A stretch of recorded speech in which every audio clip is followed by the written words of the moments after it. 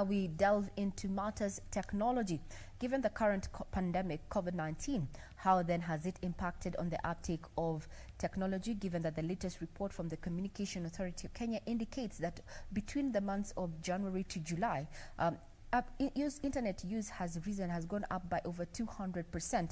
Clearly, Kenyans are consuming data and are working online on digital platforms. But now we delve into the issue of mechanized technology, artificial intelligence, and in the wake of the fourth industrial revolution driven by technology. Is Kenya ready? Taking us through this conversation is none other than Karake, who is the CEO and founder of Impact African Network. Good afternoon, son. Glad that you could make time. Thanks for having me. Now, in the wake of the COVID-19 pandemic, from where you sit, how has this affected the uptake of technology in general? It's been explosive. Organizations have been ambling their way towards saying digitalization they're making their move in that direction. And it's been slow for the most part, but this has just forced their hand. Mm-hmm. So what can you say are the emerging trends? Yeah, I mean, the emerging trends, we got to look at things in terms of, long-term trends and short-term revolutions is how I like to think about them.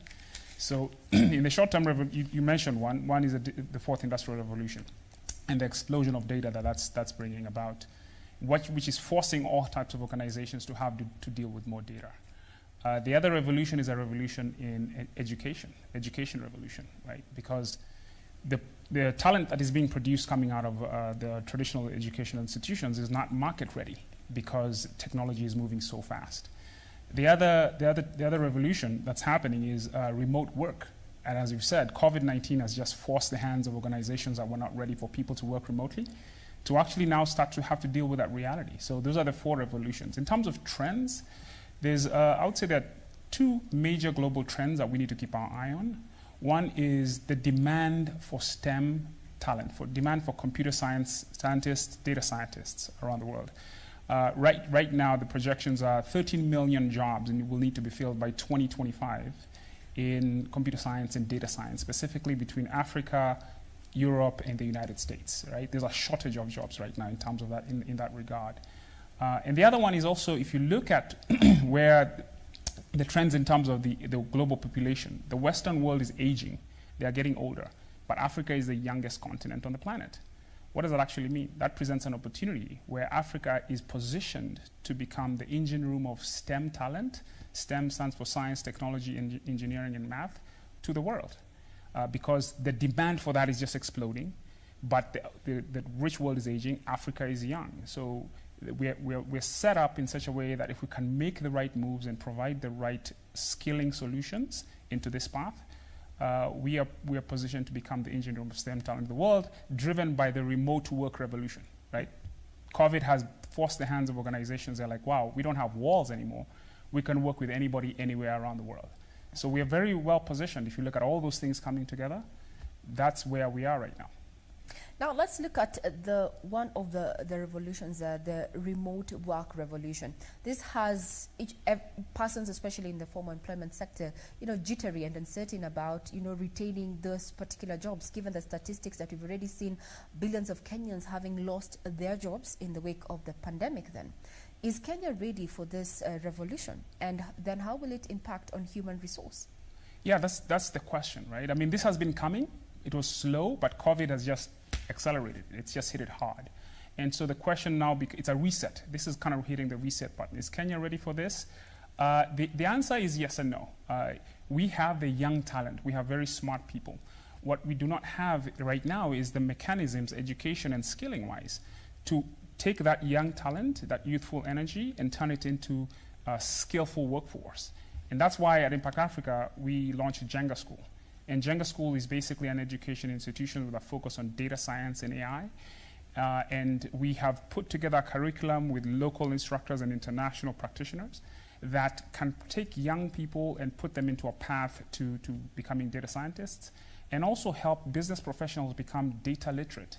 Right now, we're in a world which will look very different when we emerge out of this situation. So at Jenga School, what we do is we provide a path where if you're a professional right now with a computer science background, or if you're a math background, if you've graduated from university and you're asking yourself, what does the future look like in terms of opportunity? Data science is a very, very interesting space. The demand for that is through the roof if you look at the statistics. Even just today, if you do a Google search and you do data scientist jobs in Kenya, in the last 1 month, there's probably over 100 positions remaining unfilled in data science. So so Jenga School, that's the opportunity we saw. That's why we set up Jenga School. We want to set up an education skilling platform that will take this young talent and give it a path into some of the hottest, most high demand skill areas, career areas on the planet. So yeah, if people who are interested in becoming data scientists and going into that profession, we have a solution for you. And if you're a business professional, today you have to be data literate. It doesn't matter whether you are in marketing or HR or accounting or whatever it is that you do at a company. You're going to be the need is here right now for you to be able to have data literacy conversations with your data science practitioners. Every single organization right now is dealing with the reality of technology. There's just no getting around it. So they need the talent and the know-how. So every single person in a company has to have data literacy. So we have a course called the Foundations course. It's a 3-month course that provides people who are in non-technical fields to be able to have the language and comfortability to talk to their technical colleagues in the company in terms of how they can solve problems for the business. And that's how we've architected our courses at Jenga School. We have a core curriculum for people who want to become data science practitioners, and we have a foundations course for people who want to become data literate, or even if you're a student in university and you want to have a stepping stone to a data science career, or you can actually take the foundations course. So there's the foundations and the core curriculum. So in terms of the way we think about things at Impact Africa, we don't want to talk about things, we want to provide solutions. So while we talk about is Kenya ready, yeah, how are we going to get there? So that's what Jenga School is. It answers that question squarely in one of the hottest, most high demand career paths around the world right now, which is data science and AI. Now, how then do we accelerate, other than just, how do we accelerate the adoption of artificial intelligence? You have to have the talent. You have to have the capabilities, right? You have to have the people. You have to you have to invest in that direction. And this is really, if you look at how this is happening around the world, this is a private sector move. In Kenya, we tend to like to always lump things on the government. The government should do this, the government should do that. That's not how things work. In technology specifically, it is a bottoms-up thing. It is a thing that comes from the private sector entrepreneurs. So what the government can really do is enable startups. Those 100 jobs I was talking to you about that are, if you do a Google search in terms of data science right now, data science jobs in Kenya, those 100 jobs are all mostly driven by startups and NGOs, right? So what can the government do? Create an enabling environment for startups and entrepreneurs to thrive. Give people tax holidays. Give investors the incentive to actually put money into these projects. Because for us to get ready, we're going to have people who are thinking about the future and moving in that direction. And around the world, it is startups, it's entrepreneurs. Those are the people who will actually get us ready, because they'll make the investments because they want to actually capitalize on the opportunity. So that's what I would say the government's role is. For education institutions, they're really challenged, because if you look at the traditional education institution, it's a four-year cycle to get a degree. And that, in the world we live in right now, is as a century. Right? Because things are moving so fast. So their curriculums are 10 years old, right? Because they have to go through this process. And so that's part of the problem. We need to shift the conversation in terms of what really matters. Is it a 4-year degree or skills? And Google has responded by actually putting out a certification program where they are no longer looking at 4-year degrees, right? They're looking at people who can actually get stuff done. It is about taking talent and moving it quickly to the other side where it can be productive. And so the 4-year degree right now around the world is becoming irrelevant. And I'm not saying for everything. Of course, there are some areas where people have to go and get that education, engineering, and things of that nature. But let's not think in the old way. We have to actually adopt a new mindset. The times are moving too fast for us to be stuck in that. If we do not change our mindset, we're just going to be stuck here as the world races ahead.